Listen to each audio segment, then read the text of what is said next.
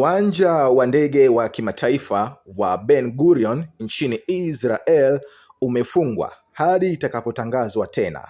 Msemaji wa Israel anasema huku Israel na Iran zikiendelea na biashara ya moto ya kulipizana kisasi kwa siku ya pili sasa.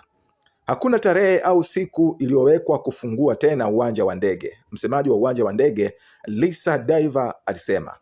Picha kutoka kwenye uwanja wa ndege zilionyesha kaunta za kuingia na vyumba vya kupumzika vya abiria, huku bodi za taarifa za ndege zikionyesha kuwa safari zote za ndege ziligairishwa.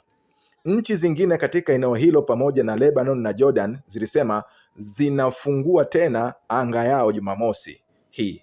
Israeli Katz ameonya Tehran itaungua ikiwa Irani itaendelea kurusha makombora yake.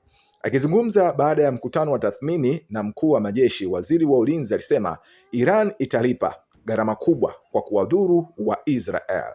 Katz alisema alizungumza moja kwa moja na kiongozi mkuu wa Iran Ayatollah Ali Khamenei. Alisema dikteta wa Iran anawachukua raia wa Iran mateka na kuleta ukweli ambao wao na hasa wakazi wa Tehran watalipa gharama kubwa kwa madhara ya wazi yaliyotolewa kwa raia wa Israel. Ikiwemo Khamenei ataendelea kurusha makombora kwenye uwanja wa nyumbani wa Israel, Tehran basi na yenyewe itapokea kisasi kizito kwa kuungua Tehran nzima, Katz alisema katika taarifa yake.